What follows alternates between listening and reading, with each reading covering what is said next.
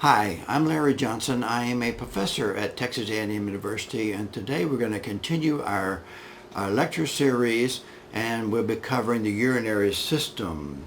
And here on the first page, you can see the different components of the urinary system. We'll talk a little bit about evolution of the nephron and the kidney, a little bit about physiology associated with the nephron and the production of urine, and the different components of the nephron and what each contributes to the production of urine. We'll go through electron micrographs as well as the light micrographs to look at those structures. Here we see on the body whorl that if we look at the vasculature in the middle there, we can see that the kidneys play a very important role in terms of the vascular system, because it cleans the blood of urea, uric and salts. And here we can see the nephron, which is the functional and the structural unit of the kidney. So in terms of our objectives, we want to look a little bit about the function, what does it do, a little bit about evolution and the role of the jaw in that evolution, and then a little bit about anatomy, the kidney structure, the composition of a nephron, how to identify the different components of a nephron and how those characteristics facilitate their specific function in their location of the kidney. And then we want to talk about the excretory organs. You have unique type of epithelium lining the excretory organs. These are transitional epithelium. Another objective is to be able to identify the different cells in this structure here. What is this funny cell? That one you might see as a red blood cell, and that would make this a certain type of cell. And what are these cells? That's what we want to find out today. Now, what's the function of the kidney? The kidney functions in homeostasis, namely maintaining a steady state. So we see we have two kidneys. We have the cortex and medulla, ureter, and urinary bladder. We can see the kidneys as they're located right here. So in order to maintain homeostasis, it needs to rid the body of waste: urea, uric acid, creatinine, and salts. Also, it needs to preserve the constancy of the extracellular fluid in terms of composition of it, its volume, and pH. That's all related to homeostasis. It also has an endocrine-like function. It secretes erythropoietin.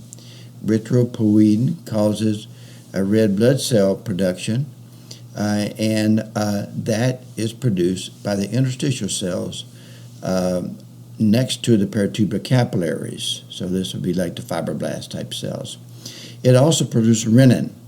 Renin causes aldosterone release, raises the blood pressure, but medullapin 1 has to do with dilation of the blood vessels and lower of the blood pressure.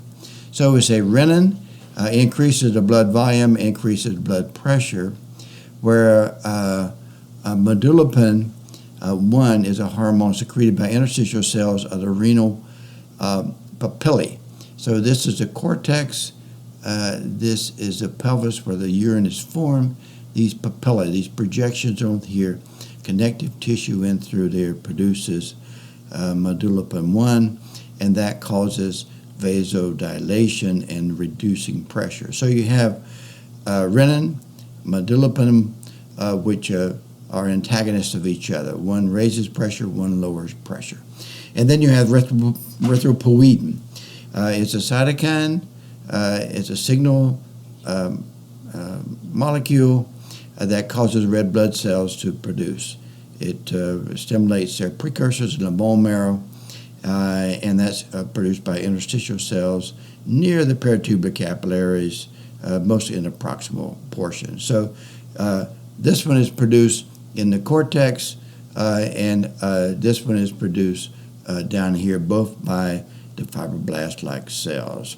And here we can see the peritubular capillaries right here around this nephron. So if we look at the nephron, which is a structural unit and a functional unit of the kidney, we can see the Bowman's corpuscle here. So this interacts with blood. And then the first part of the tubule is the proximal tubule next to the Bowman's corpuscle. And then we have the loop of Henle, and that's thin-walled, loop of Henle. And then we have a distal tubule. Distal tubule comes back up, and then we have a collecting tubule. So those are the main structures. You have the interaction with the blood, you have the proximal tubule, loop of Henle, and then you have the distal tubule, which goes into the collecting tubules. And if we look at Bowman's corpuscle, here we can see that it has a capsule around it that we see, and in there that we have, that's a Bowman's capsule, and here's Bowman's space in through there, and here we see podocytes that surrounds the blood vessels. So we got blood vessels coming in here, podocytes around there. So Bowman's space is lined by these parietal epithelium here, which is continuous with the proximal tubule, and then the other part is the podocytes that we see there, and you have mesenchymal cells located in through there.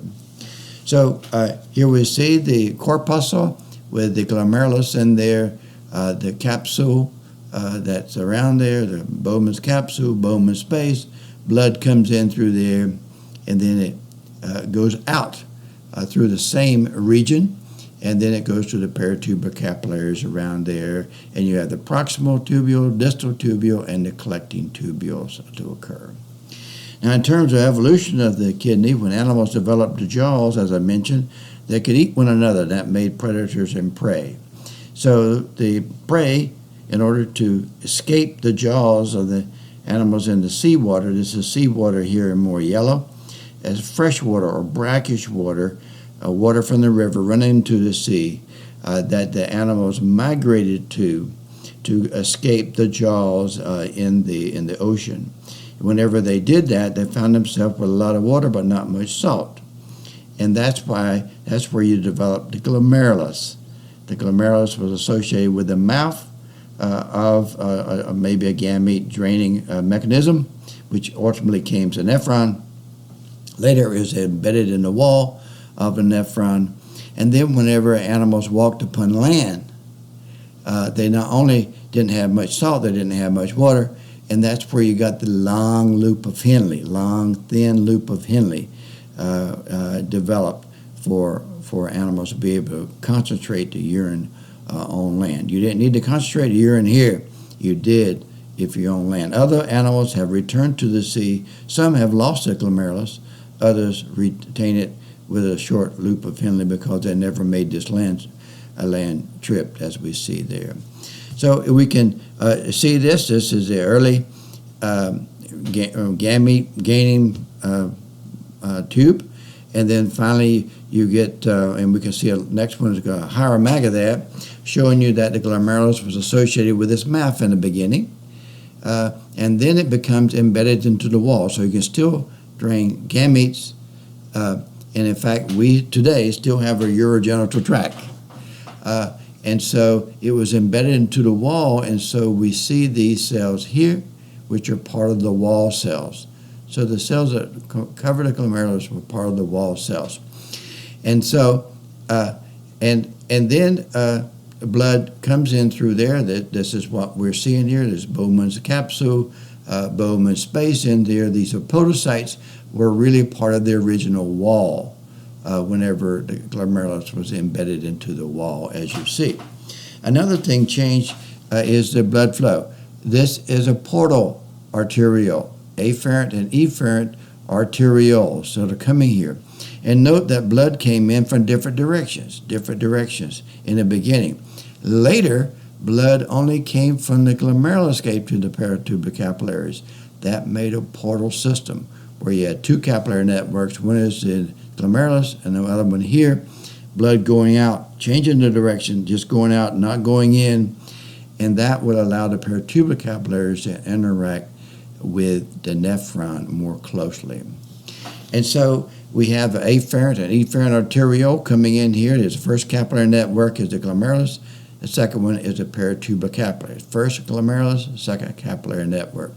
So a portal system is where you have two capillary networks and a portal vessel between. In this case, it happened to be the efferent arteriole. So you have afferent arteriole, efferent arteriole, paratubercapillaries.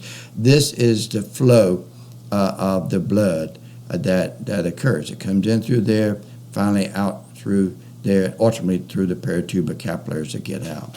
So what's the function of a portal system?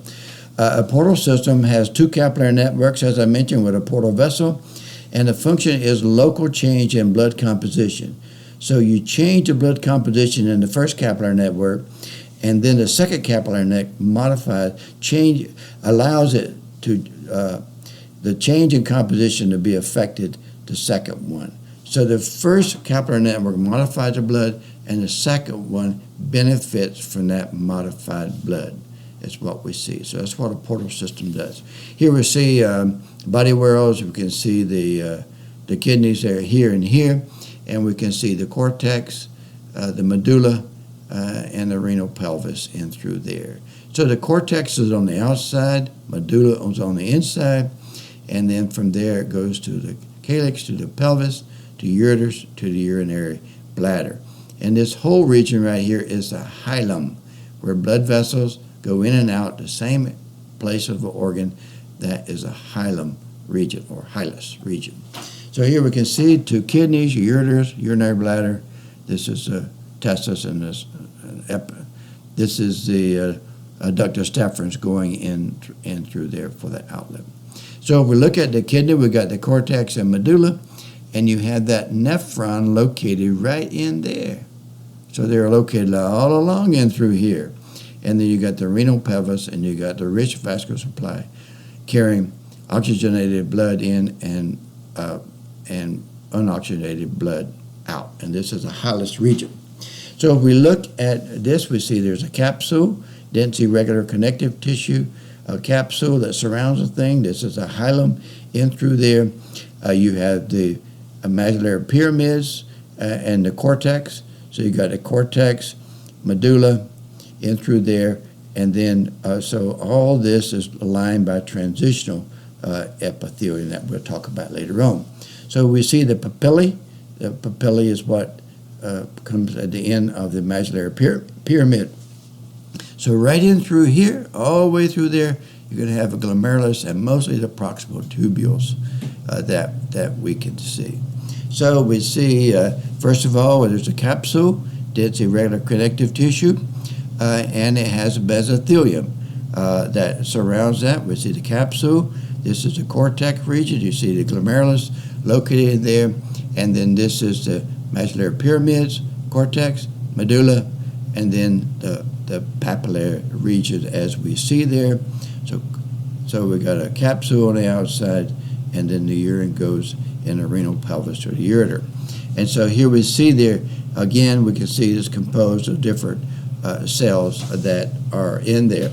So if we look at the kidney, there's a kidney, there's a cortex. This is the medulla. We can see a different in shading. This is more red, intermediate, and then more gray as there's more spaces in through there, which makes it look white. And also the vessels are thinner walled. The nephron portions is thinner in this region. The cells are thinner and not so eosinophilic. So we see the capsule.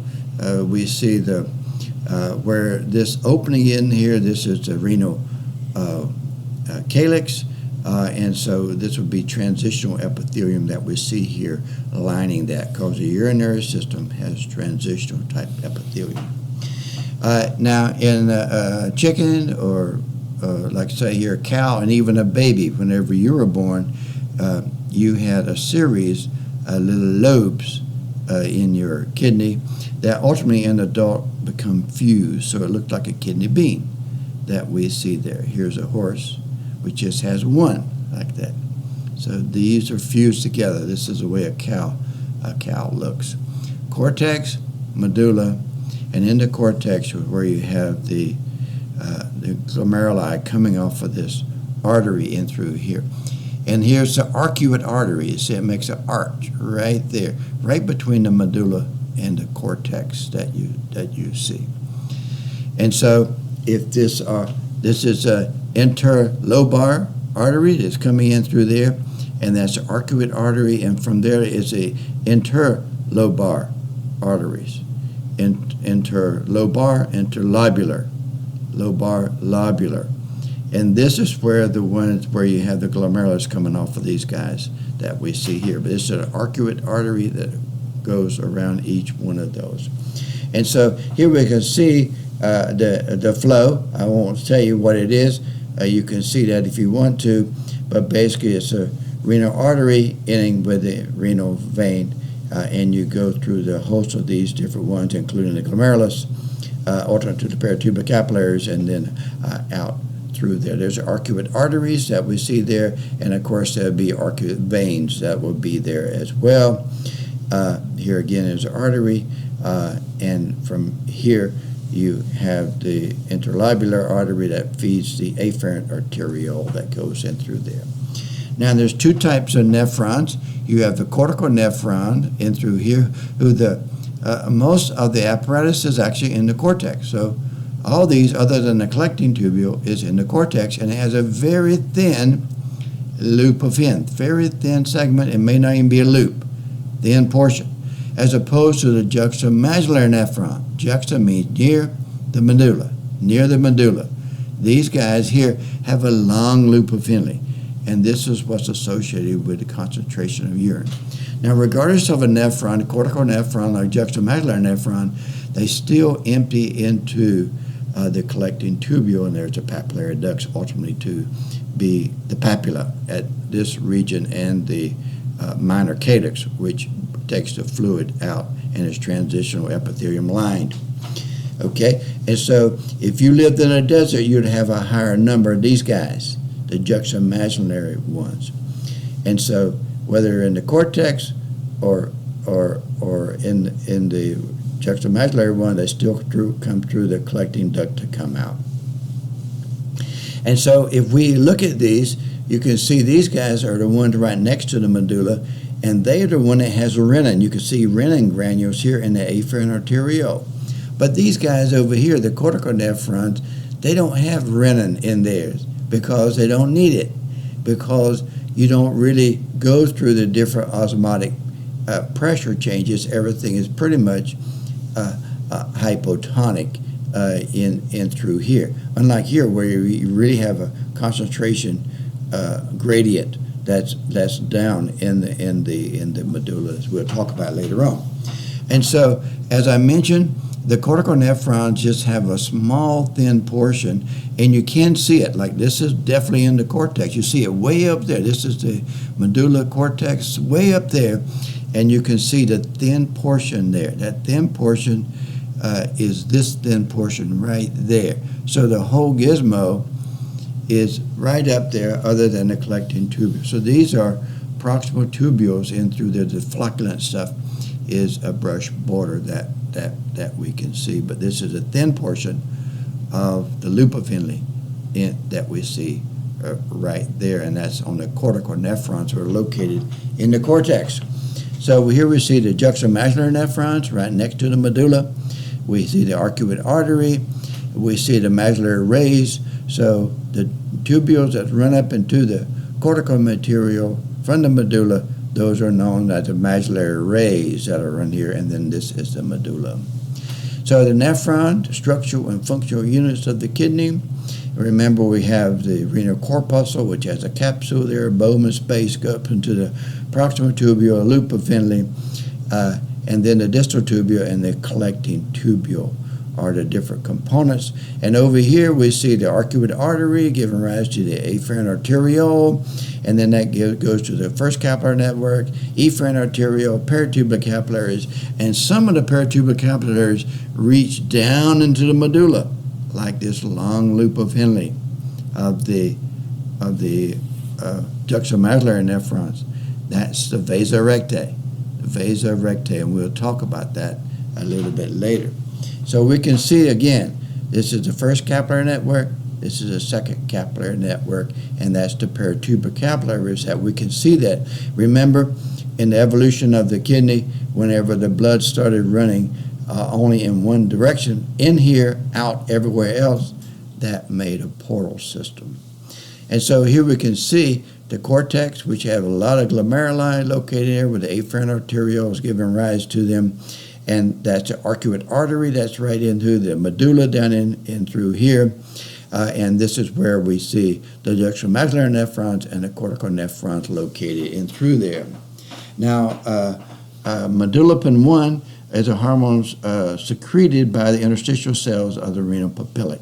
So that's what we see there, and that causes reduction. Here we see the peritubular capillaries in through this, in through there, and then so you have, like, these are the glomeruli that we see. There's a glomerulus right there, so that would be the afferent and efferent arteriole. The afferent is much bigger than the efferent arteriole. Interstitial fibroblasts produce that erythropoietin in the cortical region, as I mentioned. So in terms of the kidney, there's four basic mechanisms for the function. One is filtration. So you filter the blood, and that's what happens in the glomerulus. In the glomerulus and in the renal corpuscle. That's what it does. It filters the blood. So it filters the blood and collects it as pre-urine. There's also active secretion. So you have secretion, things going in, and things being pumped out. You have passive diffusion. So as it goes through the different concentration gradients, it's just equalization, just diffusion. And you have selective absorption. So you absorb the thing. So here we see the proximal tubule. Proximal tubule, the glucose, amino acids, vitamins, things that are very important, get pumped out of the filtrate back into the body system that you can see. Okay, and then as you come on down to the loop of Henle, you got mostly exchanges of water and urea, and then the antidiuretic hormone works on the distal tubule as a collecting tubule. Aldosterone works on the distal tubule, so we'll talk about these hormones later on, but this is where they act to concentrate the urine that we see and to maintain the water to prevent dehydration from occurring. So if you put inulin in, it goes right straight through the system from the proximal tubule to the collecting tubule. Urea comes in through there. Look where glucose, protein, amino acids, all those are reabsorbed right there in the proximal tubule. That's why you have that brush border to help collect that protein, trap the protein, and preserve the protein. So you don't have much protein in the collecting tubule. It's all reabsorbed in the proximal tubule. And so we have the cortex, medulla, as we mentioned, with the different basic structures that we saw. And we see the arteries coming in. You have the afferent arteriole coming in, efferent coming out, and then in the peritubular capillaries, it becomes the second capillary network. Now we got a vein going back out, as we see. We see that on both sides, and we can have both cortical as well as juxtaglomerular nephrons. The same mechanism work, and both of them empty into a collecting tubule. So whatever gradient is produced by this one, this other one benefits from it whenever the fluid comes through the collecting tubule. So as I mentioned, cortical and juxtaglomerular nephrons. So if we look at the different components of that, the glomerulus, we see the glomerulus right here. The capsule is right there. We see red blood cells in through there. And so that's draining. And this is that's Bowman space going to be continuous with the proximal tubule. And so we see proximal tubules that are located as a distal tubule here. This guy here is a proximal tubule. You can see the brush border in through there. You can see the difference in this and that. Again, the brush border. This is distal tubule. This is a thin portion of a loop of Henle, and this is a collecting tubule with distinct boundaries between adjacent cells. So also note there's a very thin wall thing here. That's your peritubular capillaries. So you got the peritubular capillaries next to the thin portion of the loop of Henle. Again, we see in the cortex, we see the parietal epithelium, the podocytes, located the Bowman space in through there. This is part of a distal tubule. This is a proximal tubule here, a proximal distal collecting tubule that we see there. So we look at it again in this drawing. We see parietal epithelium, which is continuous with the proximal tubule, and also part of the original wall. Remember, part of the original wall, the podocytes. So these guys lining here were part of the original wall of the early nephron, and then finally these cells become modified as a filter. They help form a filter to filter the blood coming through. Also in there you have mesangial cells and endothelial cells that we can't see, but here you can see endothelial cells right in through there. There's also mesangial cells located in there as well. So right in through here you have a high density of cells in the interstitium, and through those are mesangial cells, which are similar to pericytes in blood vessels. And then we have endothelium lining the blood capillaries and these Bowman space. Look how thin it is between blood and pre-urine that we see. There's a parietal epithelium on the outside, and then these are the podocytes. And whenever you see it with a scanning electron microscopic view, you can see that the podocytes literally cover the capillaries that are inside there. So here we can see the capillaries, very thin wall between blood and urine. Proximal tubule starting here. These guys here are a Bowman space, parietal epithelium, podocytes that we have here. Mesangial cells would be in there. This is the macula densa, which is part of the distal tubule. Proximal tubule, distal tubule. This is another glomerulus located in through there. So again, we can see the renal corpuscle composed of the glomerulus and Bowman's capsule that goes on the outside. And so we can see Bowman space right in there, Bowman space in here. These are the fenestrated endothelial cells. We share a basement membrane right here, basal lamina, that we see as PAS stain, PAS positive staining of the kind of reddish color, pinkish shell color in there. And then these are podocytes on the outside. So this would be blood, and this would be urine in through there. If we saw a higher magnification of that, you can see this is the endothelial cells, fenestrated capillaries in through there, mesangial cell here, thick basement membrane as we see there, podocyte pedestals.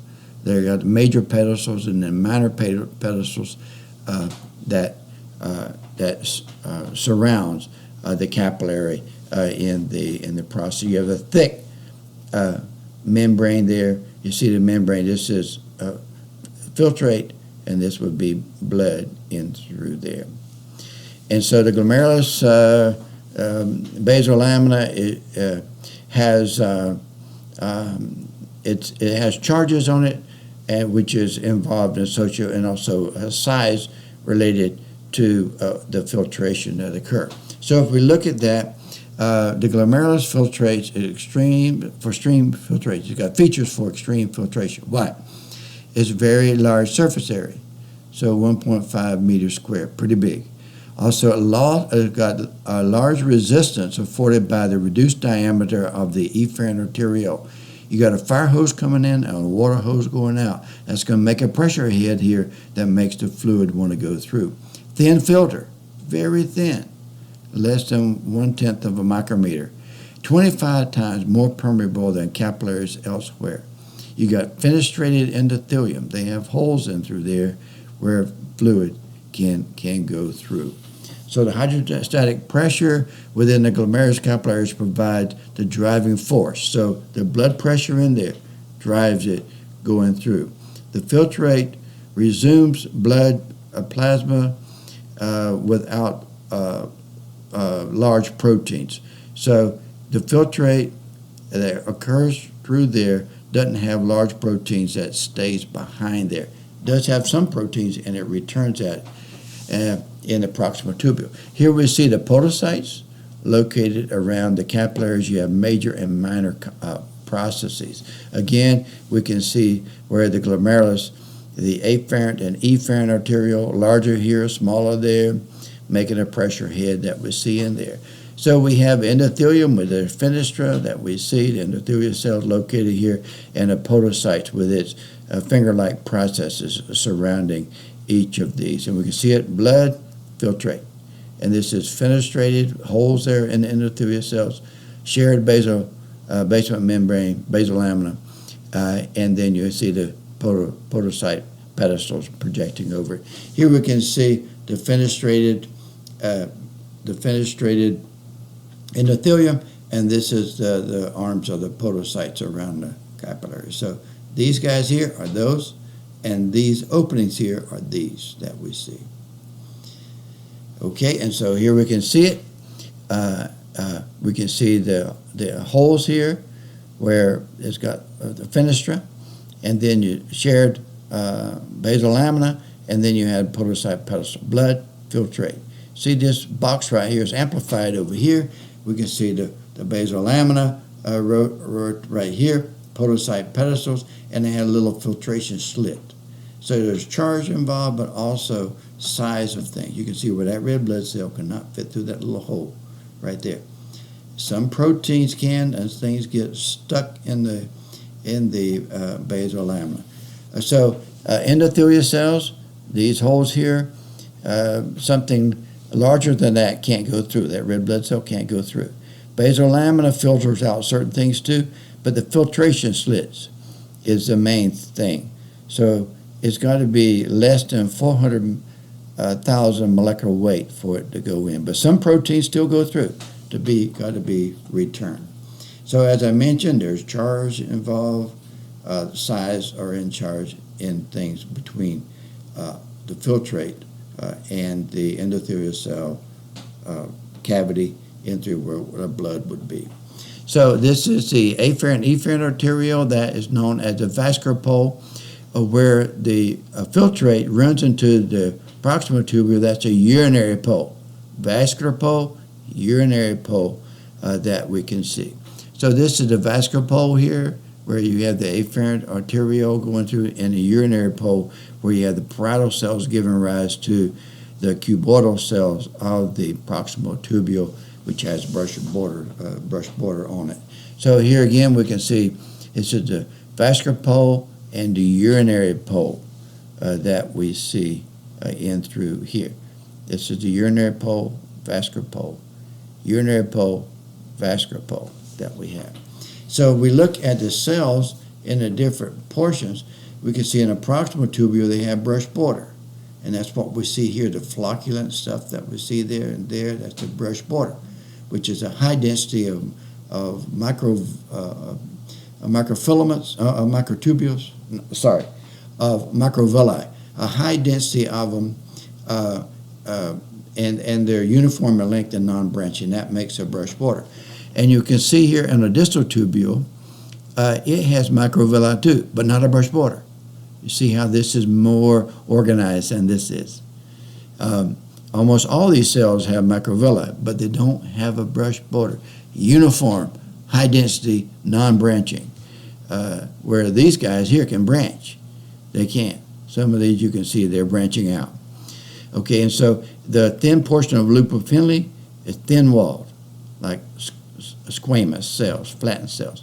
And then the collecting tubule, you have a taller cell, but still is kind of washed out, kind of grayish looking. It doesn't have the mitochondria, the brush border, the glycocalyx, all the things that these guys. So these are very red or with hematoxylin, where these guys are more grayish kind of color. And so how do you tell a proximal tubule from a distal tubule? Proximal tubule has a brush border. That's what we see there. That's a brush border that we can see. And here we can see where the brush border is actually trapping protein. So protein got trapped up in through there, and it's absorbing that, and it's going to break it down and save the amino acids. So proteins that go through the filtrate the proximal tubule returns that immediately. Okay, and so this is a distal tubule. So you have a brush border, pink cytoplasm, more pink than gray. See, this is more hot pink than that is. Proximal, distal. Proximal, also nuclei far apart. Look how far, way over there. Proximal tubule, 1, 2, 3, all these steps. High density, okay? And indistinct boundaries between the adjacent cells. That's because the cells are interdigitated with one another, indistinct boundaries. So you can't see where one cell ends and another begins because you have this interdigitation. And we have these microvilli projecting in here, which is high density, uniform length, non-branching. That makes a brush border on the proximal tubule. And so pretty much all these tubules, many of these around, not all of them, but many of them are the proximal tubule. Of course, you will have the occasional distal tubule and the collecting tubule, but the bulk of these are proximal tubule. And that's why it's very eosinophilic, red staining. So if we looked at with a PAS stain, which shows carbohydrates, we can see rich carbohydrates in the basal lamina, which is shared between the podocytes and the endothelial cells. We can also see it on the basement membrane that's around cells, and you can see it on the brush border. The brush border has glycocalyx, carbohydrates, which are PAS stained. You don't see this magenta. You don't see it here on this distal tubule. It's in the proximal tubule, not the distal tubule that we can see. So there's the brush border, as we can see there. We can see. Now also there's mitochondria at the base. So you have an infolded basal membrane. And in doing so, that lines up the mitochondria. And so here we see the mitochondria at the base. So here we see the mitochondria kind of lined up because you have infolding. And that infolding is especially true in the distal tubule. This is the proximal tubule here, where you have a brush border, and you can have it, so you can see all these vesicles pinching off where it is. There's a red blood cell, and so the peritubular capillaries are right beside the tubule. And so here we can see the brush border traps the protein. So it reabsorbs the protein that we see there. So it's a brush border, PAS positive. You can see the high density of microvilli there. So you can have a little bit of protein in the urine, but not much. Usually it's not much because the proximal tubule has returned it to the bloodstream. Proximal tubule with a brush border, distal tubule with just microvilli, not a brush border. And these guys in here are the peritubular capillaries. And here you can see where the thick portion of a loop of Henle descending proximal tubule gives rise to the thin loop of a loop of Henle. Brush border, just microvilli. And you can see the peritubular capillaries right beside that. And so what we're seeing here is this transition right in there. Actually, it's, yeah, right in there. And so this transition you can see on our slides. You can see the brush border there, and all of a sudden you go to the thin loop of Henle. And right in through there, very thin wall, is the peritubular capillaries that's located there. And so if we look at that, we see no brush border. We see infolded of the mitochondria because you got membranes infolded. Nuclei are close together. You can see the nuclei very close together. And the lumen is a little larger than you see in the proximal tubule. Proximal more red. This is less red. Brush border, no brush border. Nuclei far apart, nuclei close together is what we see.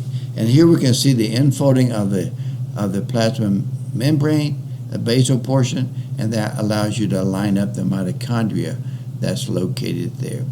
So we can see the mitochondria all lined up in through there, and we can see loop of Henle right beside there, and we can see some blood capillaries as well. So there's a vasa rectae, which is part of the peritubular capillaries that extend down into the medulla. And then we got the collecting tubules as well, and they have more distinct boundaries between adjacent cells, and the cytoplasm is more washed out. And so the cortex, we got the cortex, peritubular capillaries in through here, and then you go down to the medulla. Here sits the vasa rectae. So these are the vasa rectae you're seeing going in through there, the arcuate arteries. These are the arcuate arteries right in through there, and then these are the different peritubular capillaries that are located there.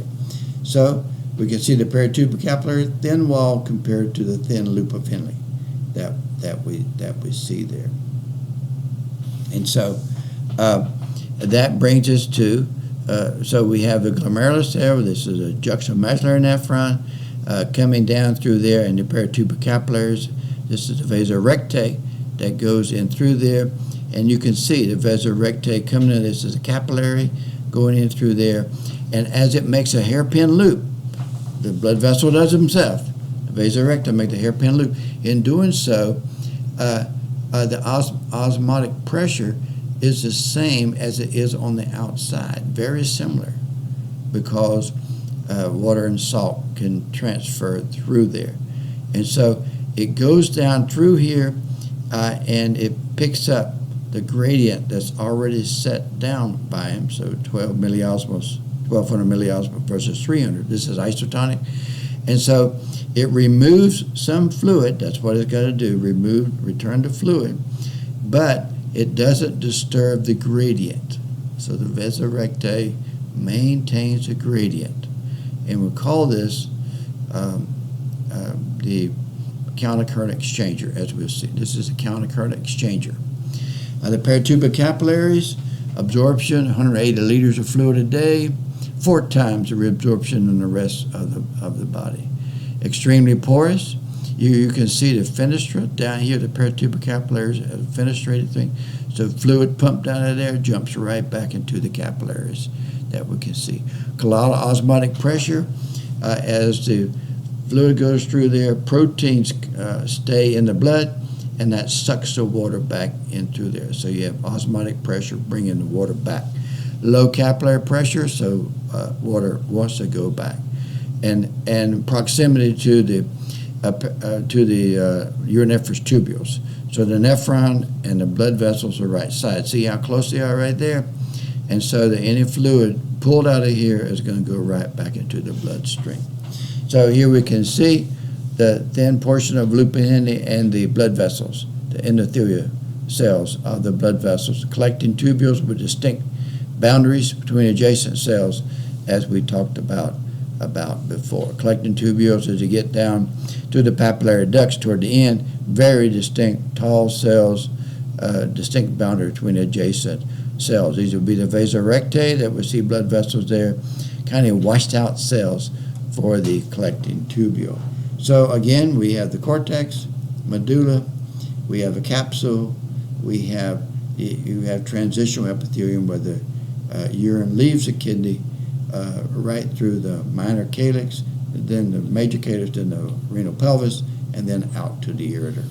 So these is the minor calyx, major calyx would be the whole group. So here we can see the transitions. We saw the transition before between the proximal tubule and the loop of Henle. Here we see the loop of Henle and the distal tubule. So we're looking at this portion here, the distal tubule. So this is a distal tubule, and this is the loop of Henle, and here we see a transition of the two that we could see. So the glomerular apparatus, juxtaglomerular apparatus, as we can see, is where you have the distal tubule coming in through there, and an osmotic sensor, the macula densa, high density of cells here. They're going to be reading the osmotic pressure inside there, and this is in the juxtamedullary nephrons. And then here we have modified smooth muscle cells, which has renin in them, in the afferent and efferent arterial. This should detect a hypotonic. If it's not hypotonic, when it comes back up in here, it will cause renin to be released. And so that's what we see there. Here we can see the juxtaglomerular cells, which has a renin in through their distal tubule detecting it. So the distal tubules tells the vascular pole what to do, whether to release renin or not. And here we can see the renin granules in the smooth muscle cells of the efferent and afferent arterial distal tubule. right in there, the distal tubule, and this is PA staining, so it's proximal tubule, distal tubule, proximal tubule that we can see. And these would be podocytes out through there, parietal epithelium right in through there. And here we can see the renin granules. This is the renin granules that's going to be released. And who cares?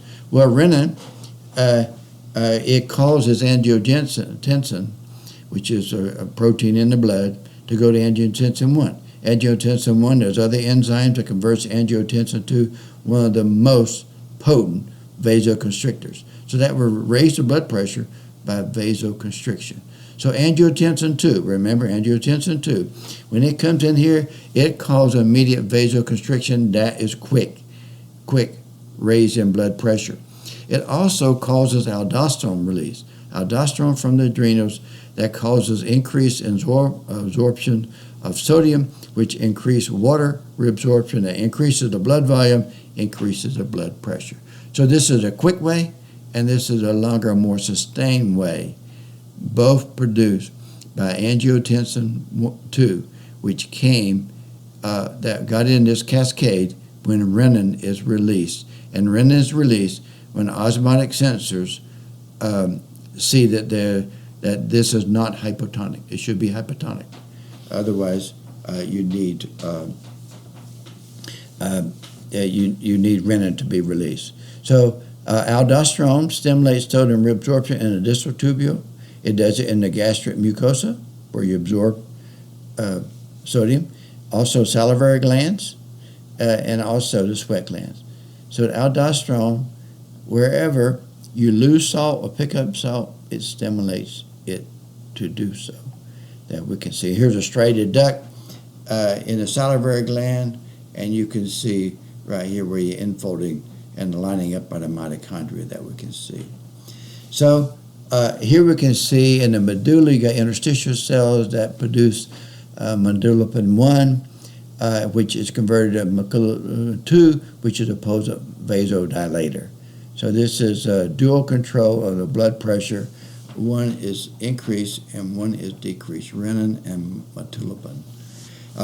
And here we can see, this is in the medulla. We see the collecting tubules as well as a thin loop of Henle. Peritubular capillaries right next to the distal tubule. You can see where the mitochondria line up in the infolding of the plasma membrane and the fenestrated nature of the peritubular capillaries. Fenestrated. We get the distal, the collecting tubule, distinct boundary between its adjacent cells, washed out, kind of looking. So the collecting tubule run to the papillary ducts, and finally they open up into the minor calyx, and they open up there, and now we got transitional epithelium. So we have two things. We have the countercurrent multiplier, and that's the one that sets up this gradient. See how this gradient is set up?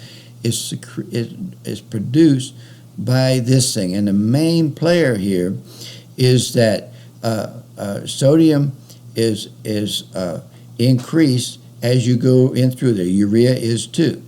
And then as you come through here, sodium is pumped out, but water can't come in. And that should make that hypotonic. Because you pump out salt, water can't come in, you're going to make it hypotonic. And you're going to do that right in through there to reduce the urine volume. And here's where renin is going to be detected or released. And then from there you go to the collecting tubule, ultimately to be removed. So this is a countercurrent multiplier. This is what sets up this gradient. And then the countercurrent exchanger is a vasorectate that doesn't disturb the gradient that we see. Namely that in the bottom part of the medulla you have a higher osmotic pressure than you have normally. And this facilitates the concentration of urine. 180 liters of fluid a day is filtrated out in the filtrate, and only 1.8 liters actually come out as we see as urine. So this is, again, is the countercurrent multiplier, and we can see that that's in the nephron, and then you have the vasorectate running down through there which is the counter-current exchangers, and you put all these two together where you have cortical or juxtamedullary nephrons, and then finally they all empty into the collecting tubule. So as I mentioned, inulin goes all the way through. Glucose, protein, amino acids comes out in the proximal tubule. You got to get that back quickly. That we can see. Now also the proximal tubule and the cortical nephron and the juxtamedullary nephrons are a little bit different in nature, because see, you've got that hairpin loop of Henle, thin loop of Henle, where you just got a little small thin portion here. And so if you have a heater that's heating water coming through, a heater is working at 100 calories per minute is what it's producing. Okay, it's going to raise the temperature a little bit in there. But if you have a hairpin loop like you have here, the hairpin loop of the nephron, the loop of Henle that you see, then now the same amount of heat will raise the temperature in the tube, because the heat heats that back edge is going down. Straight tube, increase a little bit. Here is a great increase, and this shows this is what sets up the gradient that has a high concentration of salt. And this is heat, but in the kidney it is a urea and salt concentration, sodium, that increases in through there. So this is a countercurrent multiplier, and this is what happens in the cortical nephrons. And this is returned fluid back to 180 liters of fluid. You got to return that fluid quickly, and that does it in the cortical nephrons. Juxtamedullary nephrons are associated with setting up the gradient in concentrated urine. Main return, final concentration is the difference in these two nephrons, as we can see. Loop increases temperature over the straight tube with the same amount of heat, as you can see. This only went up to 40. This went up to 100 with the same amount of heat. And so, as I mentioned to you, the cortical nephrons can have the thin portion located up in the cortex, as we can see. And so, as antidiuretic hormone come in from the pituitary, affects the distal tubule and the collecting tubule. Antidiuretic that concentrates the urine. A diuretic makes more urine, right? So here we see the arcuate arteries come in through here, a series of vessels, and then finally you have the vasa rectae going down deep into the medulla. And so I mentioned that we have a portal system here, and the vasa rectae is actually part of the second capillary network that benefits from the blood having the high osmotic pressure that's created by the first capillary network, which is the glomerulus.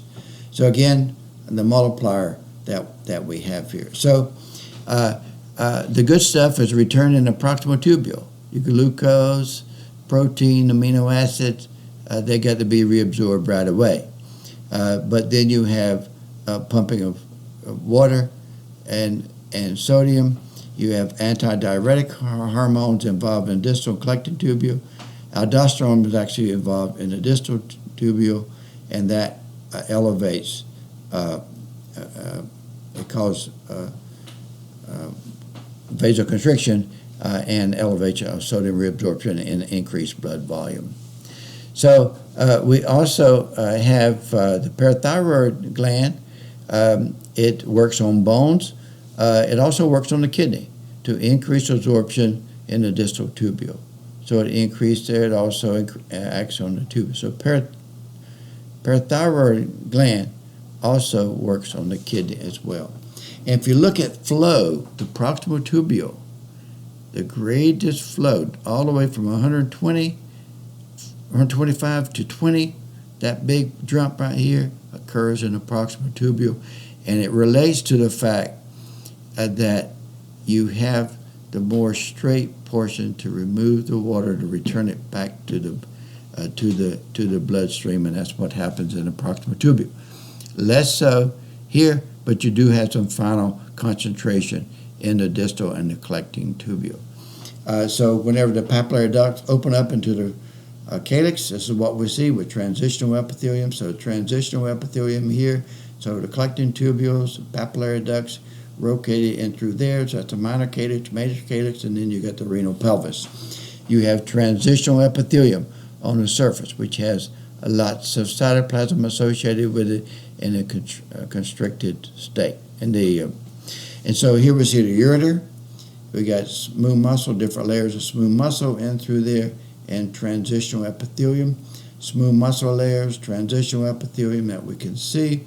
This is the ureter right there. We can see a thick muscle layer that we see, adventitious or connective tissue in there, and transitional epithelium. Transitional epithelium finding the ureter. So if you look at epithelium in the urinary system, simple squamous in the parietal cells in the thin loop of Finley, simple cuboidal, proximal distal tubule, simple columnar, sometimes proximal tubule, collecting tubule, pseudostratified columnar and urethra, stratified squamous, urethra, stratified columnar, urethra, transitional, kidney in the minor and major calyx, ureters, bladder, and urethra. So you get a whole workout of epithelium in the urinary system. And here we see the urinary bladder. So we have transitional epithelium again. You got the serosa on the outside, so it can kind of slip along, and then you have the muscle layers, smooth muscle layers. So we have transitional epithelium with this flocculent stuff that we can see, and the ureters come in through there, and then you got the urethra going through ultimately to the penile urethra coming out.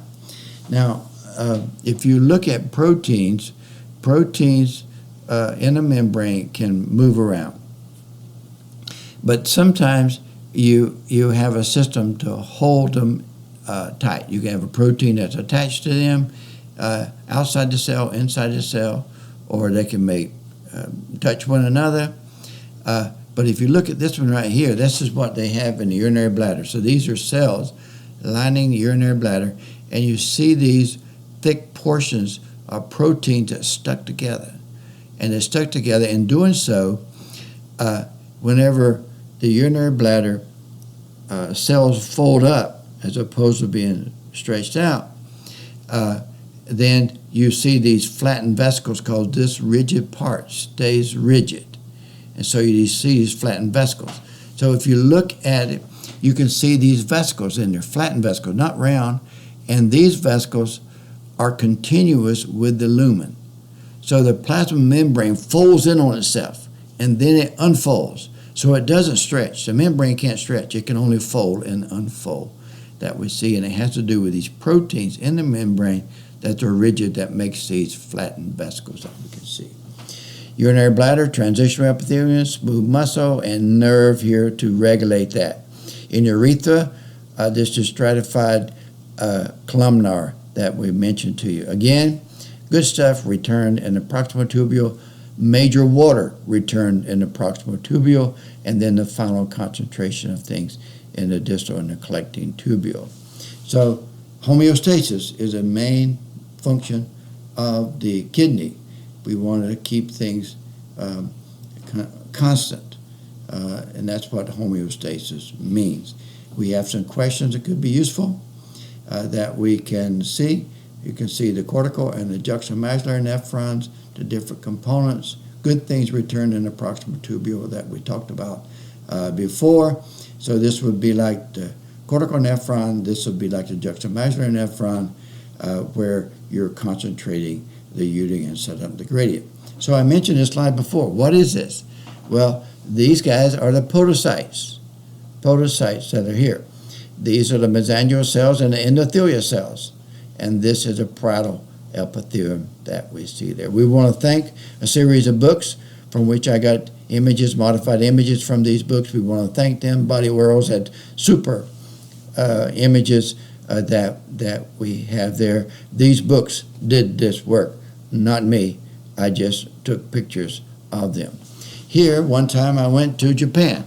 This is Mount Fuji. We rode a bus all the way up to the snow line up through there. This is the bullet train. I rode the bullet train, and this little kid kept popping his head up. Finally, it popped up, and I took a picture on the bullet train. I went to a bank, and I saw this. This was so funny. Not no guns are allowed, no robbers allowed, as if robbers are allowed someplace. So if this information was useful, please share it with your friends that we have. Thank you.